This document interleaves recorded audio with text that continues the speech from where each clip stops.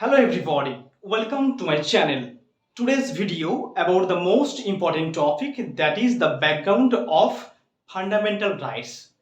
আজকের আলোচ্য বিষয় ভারতীয় সংবিধানের মৌলিক অধিকার। প্রথমেই মৌলিক অধিকার কি সেটা জানবো, তারপরে এর উৎপত্তি কোথায়, মৌলিক অধিকার কত নম্বর আর্টিকেল রয়েছে সেগুলি নিয়ে ডিটেলসে আমি কিন্তু এই ক্লাসের মধ্য দিয়ে আলোচনা করব। প্রথমেই লিখব ফান্ডামেন্টাল রাইটস,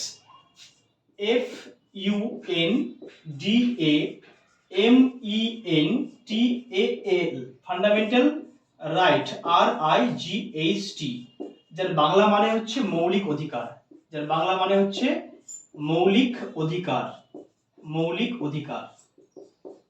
প্রথমেই আমাদেরকে জানতে হবে যে মৌলিক অধিকার কি, হোয়াট ইজ ফান্ডামেন্টাল রাইটস। প্রথমেই আমাদেরকে জানতে হবে যে মৌলিক অধিকার কি। মৌলিক অধিকার হচ্ছে এমন একটা অধিকার যে অধিকার ছিনিয়ে নেওয়া যায় না।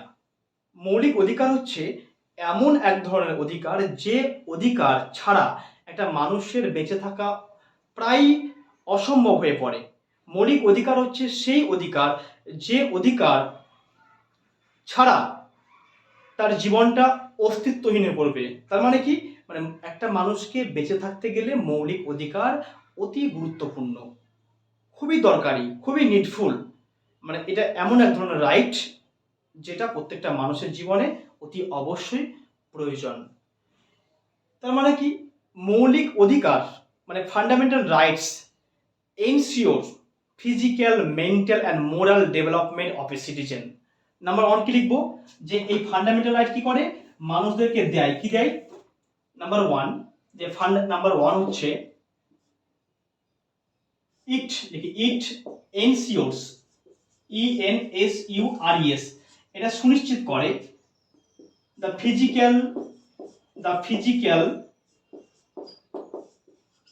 Physical, mental and moral development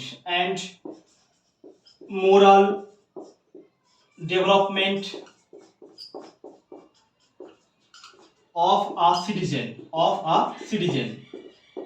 মানে কি, ফান্ডামেন্টাল রাইটস আমাদেরকে কি দেয়, তো ফিজিক্যাল, শারীরিক, মানসিক এবং নৈতিক যে ডেভেলপমেন্ট একটা সিটিজেনের মধ্যে, সেটা কিন্তু এই ফান্ডামেন্টাল রাইটস প্রোভাইড করে। কি বললাম, fundamental rights ensures physical, mental and moral development of a citizen, কোনো নাগরিকের শারীরিক, মানসিক এবং নৈতিক যে সমস্ত ডেভেলপমেন্ট সেগুলিকে সুনিশ্চিত করে ফান্ডামেন্টাল রাইটস। নাম্বার টু হচ্ছে ইট এনশিওরস, নাম্বার টু, ইট এনশিওরস, এটা সুনিশ্চিত করে, কি সুনিশ্চিত করে, দ্য সেফটি অ্যান্ড সিকিউরিটি,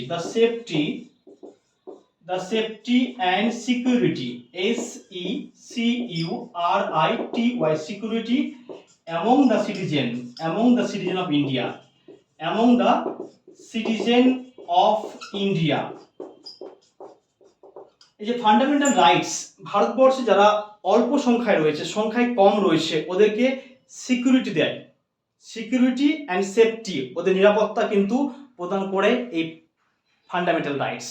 তাহলে ভারতীয় সংবিধানের যে সমস্ত ফান্ডামেন্টাল রাইটগুলো দেওয়া হয়েছে সেগুলি কি করে না, তো সেফটি এবং সিকিউরিটি প্রোভাইড করে যারা ভারতবর্ষে অল্প সংখ্যায় রয়েছে, যারা ভারতবর্ষে মাইনরিটি রয়েছে, তাদেরকে প্রদান করে। Number three, it gives a solution. Number three কি, তো লিখবো ইট গিভস, এটা দেয়, আ সলিউশন, একটা সমাধান, তাদেরকে, a solution for religious dispute, educational dispute, বা for economical and religious dispute, okay, dispute. তাহলে কি, এই যে ফান্ডামেন্টাল রাইটসটা কি করে না, তো আর্থিকভাবে এবং ধার্মিকভাবে যে সমস্ত ডিসপুট লেগে থাকে, তর্ক বিতর্ক চলে যায়, সেগুলির সলিউশন দেয় এই ফান্ডামেন্টাল রাইটস। তাহলে ফান্ডামেন্টাল রাইটস এক কথায় যে প্রত্যেকটা মানুষের জন্মগত অধিকার, মানে জন্মালেই তাকে কিন্তু এগুলি দিতে হবে, জন্মগ্রহণ করলেই কিন্তু ফান্ডামেন্টাল রাইটস মানুষকে প্রোভাইড করতে হবে।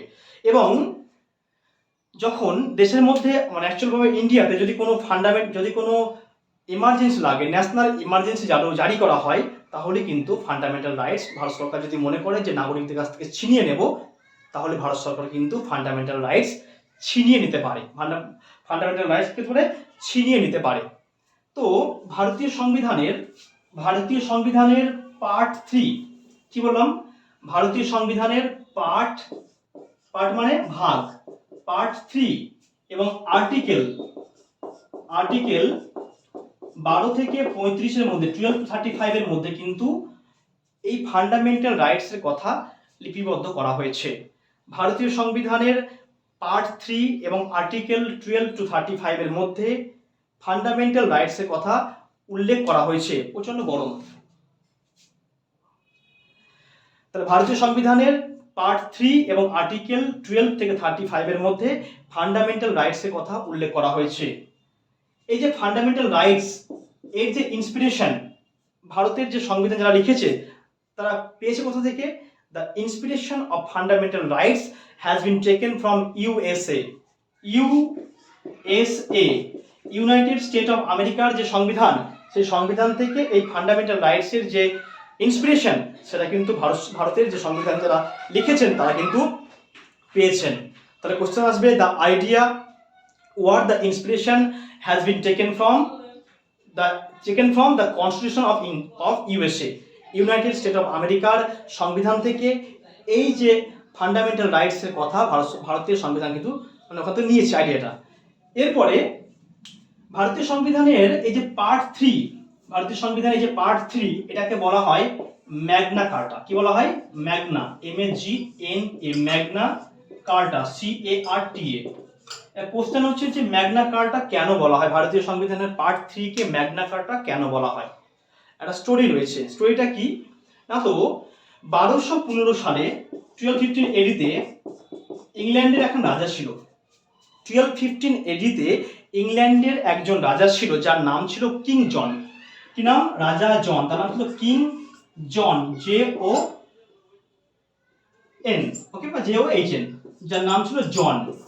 সেই জন, যেহেতু আমরা সকলেই জানি যে ভারতবর্ষের সংবিধান সব থেকে বৃহত্তর সংবিধান, রিটেন, সব থেকে লার্জেস্ট রিটেন কনস্টিটিউশন ভারতের, কিন্তু সব থেকে লার্জেস্ট কিন্তু মৌখিক, সব থেকে বৃহত্তর কিন্তু অলিখিত সংবিধান হচ্ছে ইংল্যান্ডের সংবিধান যেহেতু লিখিত নয়, তো এই যে কিং জন, এই রাজা, সে কিন্তু অনুভব করেছিল যে আমাদের দেশের মানুষদের জন্য, সিটিজেনদের জন্য কিছু অধিকার তিনি কিন্তু প্রথম একটা ডকুমেন্টে লিখে রেখেছিলেন।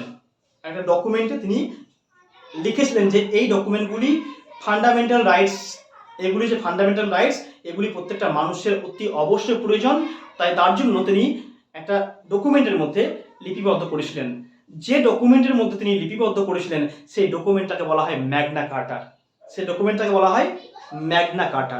যেহেতু ভারতীয় সংবিধানের পার্ট 3-তে মৌলিক অধিকারের কথা উল্লেখিত হয়েছে, তাই ওই কম্পারিজনে ভারতীয় সংবিধানের পার্ট 3 কে বলা হয় ম্যাগনা কার্টা। ওকে, এরপরে আমাদেরকে জানতে হবে যে এই যে সেই সময়, মানে আজ থেকে প্রায় অনেকদিন আগে, যখন সংবিধান আমাদের লেখা চলছে, তার আগের সময়, প্রথম তো ভারতবর্ষ যখন ইংরেজদের হাতে ছিল, ইংরেজদের কবজায় ছিল, তখন তাদের মধ্যে তো আর মৌলিক অধিকার ছিল না। তো সেই সময় কিন্তু অনেক রকম মানুষ বা অনেকেরাই কিন্তু এই ফান্ডামেন্টাল রাইটসের জন্য ডিমান্ড করেছিল। তো first demand for fundamental rights কে করেছিল? 1895 সালে ভারতের যে সংবিধান বিল, কি বিল? কনস্টিটিউশন বিল, ভারতের যে সাংবিধানিক বিল, সেই বিল কিন্তু 1895 সালে কিন্তু ডিমান্ড করেছিল যে আমাদেরকে মৌলিক অধিকার দিতে হবে।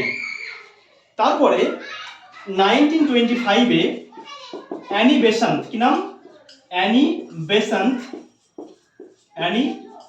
বেসান্ত সে Commonwealth of constitution bill, Commonwealth of Indian bill বা কমনওয়েলথ অফ কনস্টিটিউশন বিল, এই বিলের মধ্য দিয়ে তিনি কিন্তু 1925 সালে প্রথম ওরালি মৌখিকভাবে ফান্ডামেন্টাল রাইটসের ডিমান্ড করেছিলেন। ফান্ডামেন্টাল রাইটসের ডিমান্ড করেছিলেন কিসে দ্বারা? Commonwealth, COMMON, Commonwealth of constitution bill, constitution bill. তাহলে 1925-এ Annie Besant Commonwealth of constitution বিলের মধ্য দিয়ে ফার্স্ট টাইম ওরালি ভাবে দাবি করেছিলেন যে আমাদেরকে ফান্ডামেন্টাল রাইটস দিতে হবে। এরপরে 1928-এ কি বললাম, 1928-এ মতিলাল নেহরু, কি নাম? মতিলাল নেহরু। সে Nehru report by Motilal Nehru, Nehru report by Motilal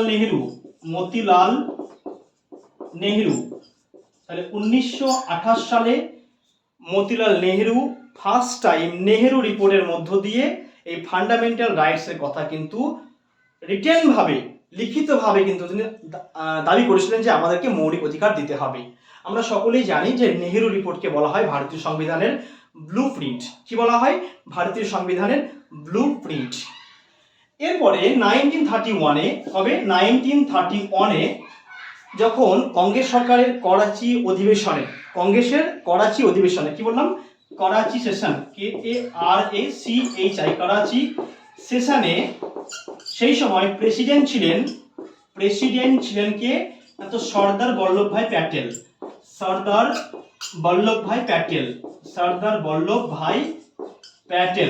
তাহলে 1931 সালে করাচিতে যে করাচি অধিবেশনে, সেখানে প্রেসিডেন্ট ছিলেন সর্দার বল্লভভাই প্যাটেল। তিনিও কিন্তু ফান্ডামেন্টাল রাইটসের জন্য দাবি তুলেছিলেন।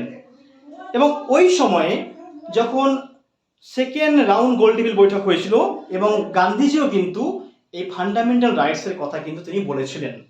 তারপরে 1934-এ কবে না, তো 1934-এ এই যে লিখিত বা অলিখিত যাই ডিমান্ড করা হয়েছিল, সমস্ত ডিমান্ড কিন্তু রিজেক্ট করলো ব্রিটিশ সরকার। কি করলো? All the demanded were rejected by the government of British. Okay, তাহলে রিজেক্টেড সমস্ত ডিমান্ড কিন্তু তারা বললো না, তোমাদের এই সমস্ত কথা আমরা মানি না, আমরা যা বানাবো তোমাদেরকে মৌলিক অধিকার আমরা দেবো না, আমরাই চালাবো তোমাদেরকে। ওকে, তো তারা রিজেক্ট করলো। এরপরে 1935-এ তারা একটা অ্যাক্ট বানালো, সেটা কি? Government of India act. তারা কিন্তু এই অ্যাক্টটা তারা কিন্তু ভারতকে পাঠালো। এই গভর্নমেন্ট অফ ইন্ডিয়া অ্যাক্ট তারা কিন্তু এই অ্যাক্ট বানিয়ে কিন্তু ভারতে পাঠালো। সেখানে কিন্তু তারা কখনোই এই ফান্ডামেন্টাল রাইটসের কথা কিন্তু উল্লেখ করেনি, মানে উইথআউট ফান্ডামেন্টাল রাইটস। তাহলে লিখবো উইথআউট ফান্ডামেন্টাল রাইট। সেখানে তারা কখনোই কিন্তু ফান্ডামেন্টাল রাইটসের কথা উল্লেখ করেনি। কোথায়? গভর্নমেন্ট অফ ইন্ডিয়া অ্যাক্টে। এরপরে এই গভর্নমেন্ট অফ যে ইন্ডিয়া অ্যাক্ট রয়েছিল, যেহেতু ভারতের বর্তমানে যে সমস্ত সংবিধান রয়েছে সেগুলির বেশিরভাগই সোর্স কিন্তু এই 1935-এর গভর্নমেন্ট অফ ইন্ডিয়া অ্যাক্ট, এবং বেশিরভাগটাই কিন্তু এখানে নেওয়া হয়েছে। তো সেই দিন মানে 1935 সালের যে গভর্নমেন্ট অফ ইন্ডিয়া অ্যাক্টের ভারতের সংবিধানে কি ছিল, সেখানে কিন্তু মৌলিক অধিকারের কথা কিন্তু উল্লেখ ছিল না, কিন্তু বর্তমান সংবিধানে কিন্তু মৌলিক অধিকার রয়েছে। এই this is the difference between that and this. Okay, এটাই কিন্তু ডিফারেন্স। এরপরে 1945-এ পণ্ডিত জওহরলাল নেহরু, কি বললাম? পণ্ডিত জওহরলাল নেহরু।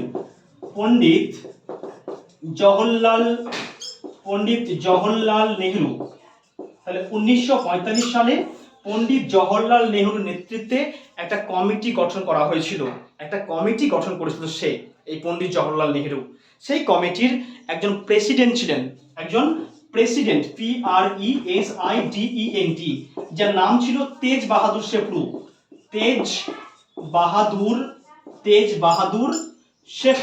তাহলে 1945 সালে পণ্ডিত জওহরলাল নেহরুর নেতৃত্বে একটা কমিটি গঠন করা হয়েছিল। সেই কমিটির প্রেসিডেন্ট ছিলেন তেজ বাহাদুর শেপরু।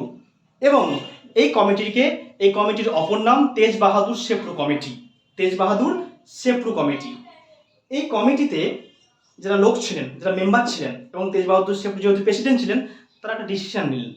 কি ডিসিশন নিলেন? যে ভারতীয় সংবিধানে যে সমস্ত ফান্ডামেন্টাল রাইটস রয়েছে, যেগুলি তারা নেহরু রিপোর্টে পেশ করেছিল, যে সমস্ত আবেদনগুলি, যে সমস্ত রাইটগুলি তারা ডিমান্ড করেছিল নেহরু রিপোর্টে, সেই ডিমান্ডগুলিকে তারা দুইটি ভাগে ভাগ করলো। একটি ভাগ কি? তারা বলল যে আমরা যে সমস্ত ডিমান্ড ওখানে পাঠিয়েছিলাম, সেই ডিমান্ডগুলি যদি ক্ষতিগ্রস্ত হয়, সেই ডিমান্ডগুলি যদি কেউ হরণ করে, সেই ডিমান্ডগুলি যদি কেউ যে সমস্ত মোস্ট ইম্পর্টেন্ট ডিমান্ড, যেগুলিকে তারা কেউ যদি ছিনিয়ে নেয় বা সেগুলির ক্ষতিগ্রস্ত করে, তাহলে ভারতবর্ষের প্রত্যেকটা মানুষ কি করতে পারবে? ভারতবর্ষের প্রত্যেকটা মানুষ তাদের রাইট পাওয়ার জন্য তারা কিন্তু ভারতবর্ষের যে সমস্ত court, supreme court, high court, lower court, যে সমস্ত কোর্ট রয়েছে, তারা কিন্তু কোর্টে গিয়ে অ্যাপ্লাই করতে পারবেন, এবং তাদের জন্য সরকার তাদেরকে কি করবে? সহযোগিতা করবে, এবং তারা তাদের ন্যায় পাবে। তাহলে সেপ্রু কমিটি কি বলছে? যে তারা যে সমস্ত গুরুত্বপূর্ণ রাইট রয়েছে, যে রাইটগুলি কেউ যদি তছনছ করে, যে ক্ষতি করার চেষ্টা করে, এবং সেগুলি যদি আইন বিরুদ্ধ করে, তাহলে তারা কিন্তু তার জন্য লড়াই করতে পারবে, সুপ্রিম কোর্ট বা হাইকোর্টে তারা কিন্তু লড়তে পারবে, এবং তার জন্য কিন্তু সরকার সাহায্য করবে, এবং তারা ন্যায় পাবে। এবং এইগুলিকেই ভারতীয় সংবিধানের আর্টিকেল 12 থেকে 35 মধ্যে রয়েছে, এবং পার্ট 3 মধ্যে রয়েছে, যেগুলি ফান্ডামেন্টাল রাইটস নামে পরিচিত। যে রাইটগুলি ফান্ডামেন্টাল রাইটস নামে পরিচিত। আর অপরদিকে তারা এমন এক ধরনের যে সমস্ত ডিমান্ড রয়েছে, যে ডিমান্ডগুলি তারা দাবি করেছিল, সেই ডিমান্ডগুলি তারা বললো যে এই ডিমান্ডগুলি থাকবে স্টেটের ওপর ডিপেন্ডেবল। স্টেট যদি মনে করে যে এই সমস্ত অধিকার নাগরিকদের দিবে, তারা স্টেট দিতে পারে। স্টেট যদি মনে করে যে না, এই সমস্ত অধিকার আমরা নাগরিককে দেব না, সেটা কিন্তু দিবে না। সেগুলি কি নামে পরিচিত? ডিপিএসপি। তাহলে দুটি ভাগ, একটি ভাগে গেল কি ফান্ডামেন্টাল রাইটস, যেটা ভারতীয় সংবিধানের পার্ট 3 এবং আর্টিকেল 12 to 35 এর মধ্যে রয়েছে। আরো একটি পার্ট রয়েছে যেটা ডিপিএস নয় কিন্তু ডিএসপিএস, মানে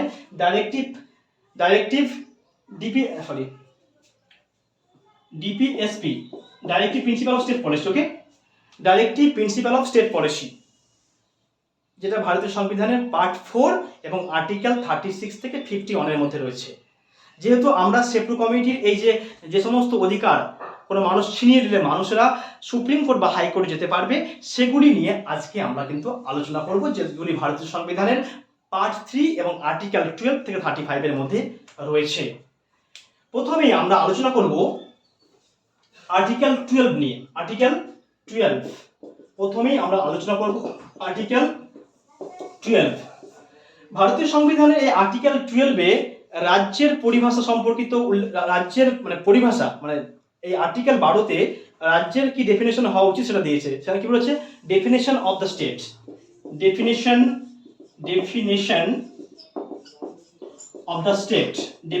অফ দ্য স্টেট। সেখানে রাজ্যের পরিভাষা সম্পর্কিত বর্ণনা দিয়েছেন। তারা বলেছেন the following are included as state. আমি নিচে যেগুলো বলবো সেগুলি কিন্তু স্টেট ধরা হবে। The following are included as state. Number 1, এক নাম্বার হচ্ছে government of India and parliament. এই আর্টিকেল 12 বলছে কি, যে ভারত সরকার এবং ভারতের যে পার্লামেন্ট রয়েছে, সেগুলিকে আমরা কিন্তু বলবো স্টেট। আমরা কি ভাবি স্টেট মানে পশ্চিমবঙ্গ, বিহার, ঝাড়খণ্ড, উড়িষ্যা। তো আর্টিকেল 12 কি বলছে? গভর্নমেন্ট অফ ইন্ডিয়া, ভারত সরকার, এবং যে পার্লামেন্ট রয়েছে সেটা কিন্তু স্টেট। কেন স্টেট? কারণ কি, আমাদের দেশের যে সমস্ত আইন বানানো হয় সেগুলি পার্লামেন্টে বানায় এবং ভারত সরকার বানায়, তাই এটাকে কিন্তু আমরা স্টেট বলে আখ্যায়িত করতে পারি। ওকে, নাম্বার 2 কি? নাম্বার 2 হচ্ছে দ্য স্টেট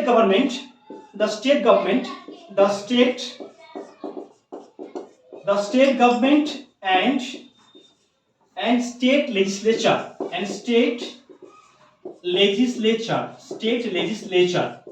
মানে কি, রাজ্য সরকার এবং রাজ্য সরকারের যে বিধানমণ্ডলী, সেগুলিকে আমরা কিন্তু বলতে পারি কি, স্টেট। কে বলছে?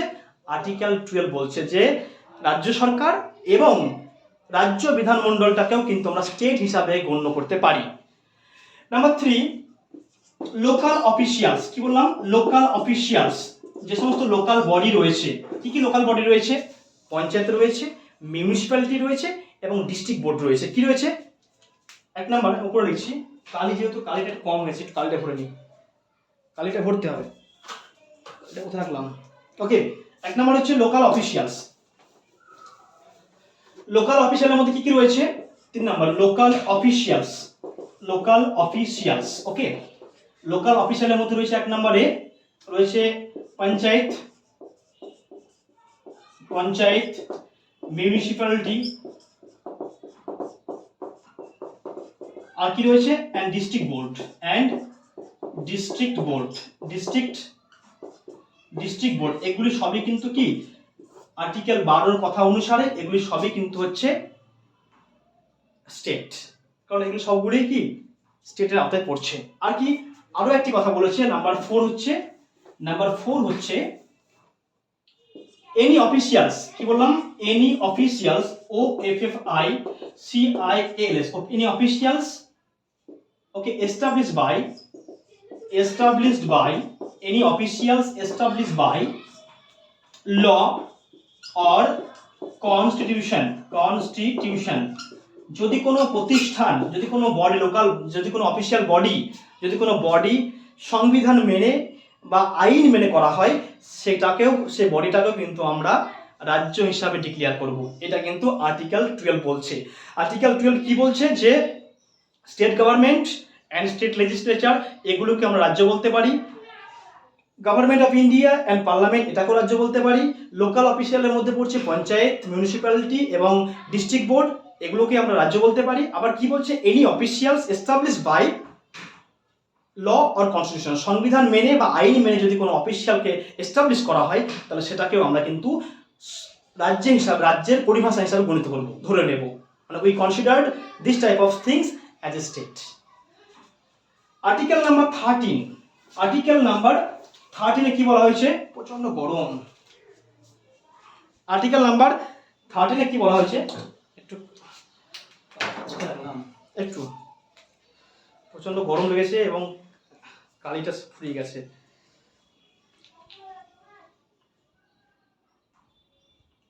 তো নয়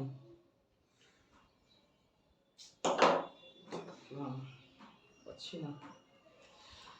এবার হচ্ছে article number 13, okay. Article number 13, article number 13, article number হচ্ছে 13। এখানে কি বলা হয়েছে? আর্টিকেল নাম্বার 13 এ বলা হয়েছে termination of laws, termination of laws, termination of laws made against fundamental rights, fundamental rights বলছে termination of laws made against fundamental rights. যদি কোনো আইন বানানো হয় ফান্ডামেন্টাল রাইটস এগেনস্টে, মৌলিক অধিকারের বিরুদ্ধে যদি কোনো আইন বানানো হয়, তাহলে সেই আইনটা কি করা হবে? টার্মিনেট করা হবে, সেটাকে মানে নয়েল করা হবে, সেটাকে রদ করে দেওয়া হবে, বন্ধ করে দেওয়া হবে। আর্টিকেল 13 বলছে। 13 ভারতীয় সংবিধানের আর্টিকেল 13 কি বলা হয়েছে? যে ভারতীয় সংবিধানে যদি কোনো রাজ্য, ভারতীয় সংবিধানে যদি কোনো স্টেট এমন কোনো আইন বানায় যে আইন কি করবে? এই ফান্ডামেন্টাল রাইটসের এগেনস্টে যাবে, সে আইনটাকে কি করে দেওয়া হবে? বন্ধ করে দেওয়া হবে। এইবার স্টেট বলতে আমরা কি বুঝবো? স্টেট বলতে ওই যে বললাম যে the government of India and parliament, the state government and state legislature, local officials, এগুলো কিন্তু স্টেট। যদি এগুলো কোনো আইন বানায় এবং সেই আইনগুলি যদি ফান্ডামেন্টাল রাইটসের এগেনস্টে যায়, তাহলে সেগুলিকে কিন্তু ভারত সরকার বন্ধ করে দিবে, টার্মিনেট করে দিবে, ওকে। এরপরে এবার কি বলা হয়েছিল? তো আর্টিকেল 13A 13(1), আর্টিকেল 13(1) এ বলা হয়েছে যদি রাজ্য এমন কোনো আইন বানায়, যদি রাজ্য নয়, যদি মানে সংবিধান লাগু হওয়ার আগে, মানে 1950 সালের 26শে জানুয়ারির আগে যদি এমন কোনো আইন বানানো থাকে যে আইন ফান্ডামেন্টাল রাইটসের এগেনস্টে যাবে, তাহলে সেটা কিন্তু রদ করে দেওয়া হবে। এটা বলছে আর্টিকেল 13A। আবার আর্টিকেল 13(2) তে বলছে কি? তো যদি কোনো মানে 1950 সালের 26 জানুয়ারির পরে ভবিষ্যতে যদি কোনো রাজ্য যদি মানে এই অফিসিয়াল বডিগুলি যদি এমন কোনো আইন বানায় যাতে ভবিষ্যতে ফান্ডামেন্টাল রাইটসের ক্ষতি হয়, ফান্ডামেন্টাল রাইটসের মানহানি হয়, ফান্ডামেন্টাল রাইটসের হরণ ঘটে, তাহলে সেটাকে তুরন্ত বন্ধ করে দেওয়া হবে। ক্লিয়ার? তাহলে আর্টিকেল 12 এবং আর্টিকেল 13 কিন্তু কমপ্লিট। এরপরে আমরা আলোচনা করব ভারতীয় সংবিধানে মোট 6টি ফান্ডামেন্টাল রাইটস রয়েছে। In our constitution there are 6 fundamental rights. কি বললাম? ভারতীয় সংবিধানে মোট 6টি ফান্ডামেন্টাল রাইটস রয়েছে। কি দেখবো? তাহলে 6 fundamental rights in our constitution. 6 fundamental rights. 6টি মৌলিক অধিকার ভারতীয় সংবিধানে রয়েছে। কি কি রয়েছে? 1 number right to equality. Number 1 কি? Right to equality. Right to equality রয়েছে ভারতীয় সংবিধানের আর্টিকেল 14 to 18। আর্টিকেল 14 থেকে 18 এর মধ্যে কি রয়েছে না তো রাইট টু ইকুয়ালিটি রয়েছে। রাইট টু ইকুয়ালিটি রয়েছে ভারতীয় সংবিধানের আর্টিকেল 14 থেকে 18 এর মধ্যে। এটা আমি পরবর্তী ক্লাসে নেক্সট ক্লাসে এগুলোকে নিয়ে ইলাবোরেট ওয়েতে ডিসকাশন করব। এরপরে কি করব? Right to freedom. Right to freedom এটা রয়েছে আর্টিকেল নাম্বার 1922। 19 থেকে 22 আর্টিকেলের মধ্যে রাইট টু ফ্রিডম রয়েছে। দুইটি হয়ে গেল। নাম্বার 3 কি আছে? নাম্বার 3 আছে রাইট এগেইনস্ট এক্সপ্লয়টেশন। নাম্বার 3 আছে রাইট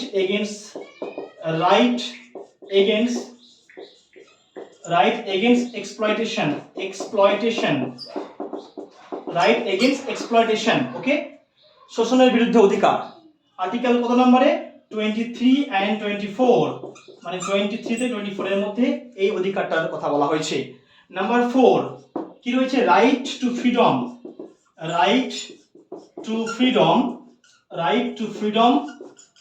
অফ রিলিজিয়ন। রয়েছে কত নম্বর আর্টিকেল? আর্টিকেল 25 থেকে 28 এর মধ্যে রয়েছে right to freedom of religion রয়েছে আর্টিকেল 25 থেকে 28 আর্টিকেলের মধ্যে। এরপরে কি রয়েছে? Number 5 cultural and educational right. Number 5 cultural and educational right রয়েছে আর্টিকেল কতর মধ্যে? না তো 29 to 30, 29 থেকে 30 এর মধ্যে রয়েছে কি না তো কালচারাল এন্ড এডুকেশনাল রাইট। কালিটা ফুরিয়ে গেছে এবং কালিটা আমি কিনে নিয়ে এসেছি, অথচ খুঁজে পাচ্ছি না কোথায় রেখেছি। তারপরে কি রয়েছে? Number 6 right to constitutional remedies. Number 26 কি হচ্ছে লিখবো? নাম্বার 6 হচ্ছে রাইট টু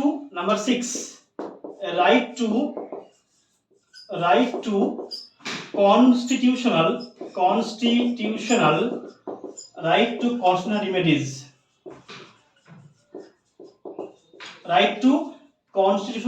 এটা রয়েছে আর্টিকেল নাম্বার 32 তে। তাহলে এই 6টি মৌলিক অধিকার ভারত সরকার কিন্তু প্রত্যেকটা নাগরিককে কি করবে? সাপ্লাই দেবে, প্রোভাইড করবে। এরপর আমাদেরকে জানতে হবে যে কোন কোন অধিকারগুলি শুধুমাত্র ভারতের বাসিন্দারা, যারা অ্যাকচুয়াল ভারতের বাসিন্দা, তারাই সেই সমস্ত অধিকার ভোগ করতে পারবে। সেগুলি হচ্ছে আর্টিকেল